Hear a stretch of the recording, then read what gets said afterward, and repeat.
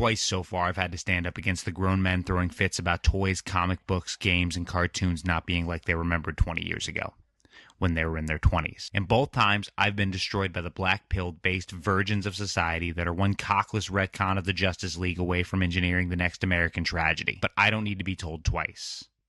It needs to be 3 times, because I'm going to do it again. So the anti-wokeness train is on the move, and as a proud SJW ass blaster that would rather ride the shaft of every politically correct movement rather than this train of success back to a better time when beating your wife went hand in hand with godliness and missionary was the only position, I guess I have to be the villain at the end of the tunnel, waiting with a stick of dynamite and a pencil-thin mustache that looks mysteriously like poo. Now, where Synthetic Man is a few mad ramblings away from starting an army too afraid to leave their houses, and Andy Pants is busy thinking about oiling up jacked dudes and trolling men that turned him down on Grindr, Ranting for Vengeance is a bit different. Now, I can't remember when or who passed down this name or why, but after going through a few videos, I was intrigued. Real quickly, though, before we get into it, I've got a Patreon, and if you want to help support my work, I release early access and uncensored content.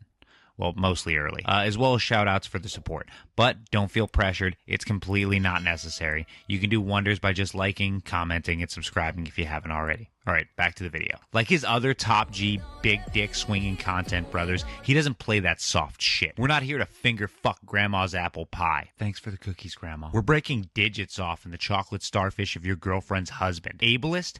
Fuck you. You don't need a wheelchair ramp. Get off your lazy fat ass and figure out how to walk. Newsflash, we don't let our women drive us to work. We put babies in them and disappear for 12 hours to write motivational videos for our YouTube channels. You were made to conquer.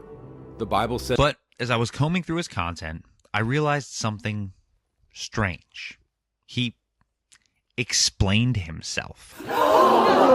So he primarily compares and criticizes the change in writing over the last 60 or more years of various media, but primarily with comic books and their on-screen adaptations, citing a notable difference to what they once were or how they're being converted for television and movies, despite looking like a child himself. Here's the thing.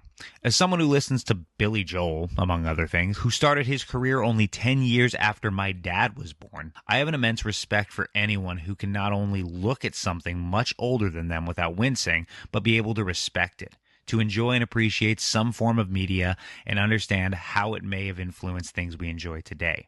Hats off to him for that. But either way, I thought we could take a look at one of his videos and see if we can't poke holes in everything he's built his brand off of. So we were graced with 2 episodes of Born Again this week, and I thought we were actually going to be in for something good. Maybe we were going to see some Punisher or some Daredevil in the suit action, or he'd be hunting down a serial killer, and he did none of that.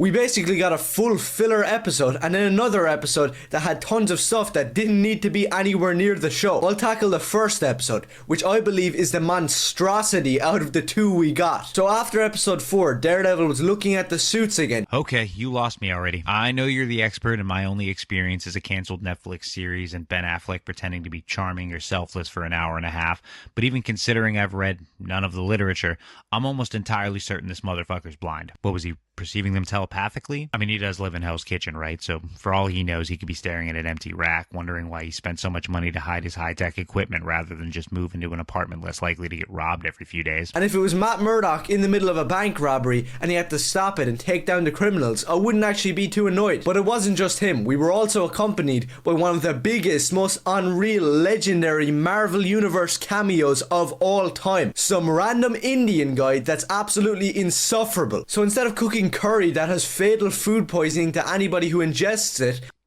Okay, so it's fucked up, but it is funny. And it's funny because it would be a fantastic supervillain. It would give so much needed and interesting lore behind why they shit in their streets. In the comics, Daredevil can beat almost anyone in a fight, yet he just forgot how to do it in this one and is getting his ass kicked by some random Irish thug. What, no NRA jokes? Luck of the Irish? Something about a leprechaun or how he's probably not even sober? I see how it is, you biased piece of shit. And once again, I hate to bring it up, not actually though, because I love to bring it up, the fact that the apartment and all of the interiors in this show suck. Why is Matt's apartment so blown out and lit really bright? Remember in the classic Netflix show where Matt would just sit around in his apartment with film noir lighting sipping on a whiskey? Or in the comics where Matt's apartment would be lit by Venetian blinds or red and blue lighting depending on where the story story was. So as you can see, unlike Andy, he doesn't spend 20 minutes trying to troll nobody rage baiters over a game he's never played as an attempt to hide behind his closeted love for hulking men or doing a stupid fucking voice he tries to pretend isn't really how he sounds. Slash new culture you just met without giving off cringy white savior vibes. Don't you love how this person is defining how respect works in a fictional video game that they did not make, that they seem to know very little about?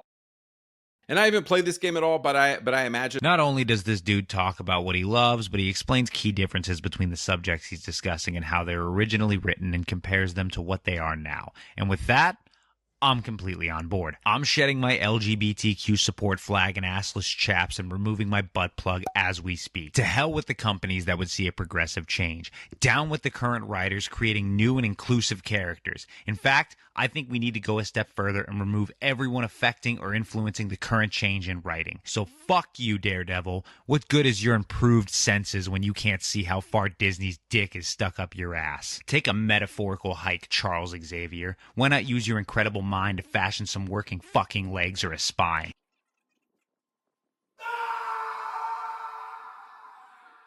It's Xavier's School for Gifted Youngsters, not Xavier's School for Wheelchair Accessibility. I think I'll be the bigger man now and walk away. Walk away. Sure, Blade is a rare half-vampire daywalker, but what good is that when he's stopped for jaywalking, framed for carrying 2 grams of coke, and beaten for resisting arrest? Stop resisting! Stop resisting! Bet you didn't think of that. Anyways, I didn't think he was that bad. And for that, I'm sure the commenters will once again shit on me. If I have to give any notable criticism, race or gender aren't always super important. For example, if you're referring to a character you didn't like and you say, that dumb black guy, or that annoying woman, unless it has something to do with race or gender swapping, some unnecessary political message, or virtue signaling, maybe their ethnicity or what's between their legs isn't super important. Otherwise, when you say, This fat Chinese woman. And the fact that he's Chinese has nothing to do with why you hate him, it starts to seem like that's why you hate him. Also, he defers to calling people who dislike generally beloved storylines as fake fans. Now, I think people are allowed to dislike popular or renowned works if it's not their thing. And if you're building a following, especially if you find like-minded people that aren't afraid to go back and read the older comics, it might be useful to recommend something they prefer, or encourage them to stop being such a bitch and look past whatever's got their tits so twisted. Some of them might be older fans with a different taste, or new fans willing to give something different a try. Calling them fake makes you sound like a hipster douche that's only personality trait is knowing a lot about a subject most people won't give a shit about, and rubbing it in the faces of the few who do. Anyways, that's about it. So, if you are a fan of comics, new or old, and want a community that you can relate to, and someone who shares your dislike for how Disney fucks everything up as of late, you should go check out Ranting for Vengeance.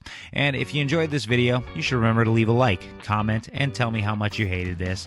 And don't forget to subscribe so that you can unsubscribe a week later when you realize this pretty much is as good as you can expect. Thank you to my patrons. Just gonna leave them on the screen from now on. A big shout out to my editor. His links will be in the description. But until next time, be well.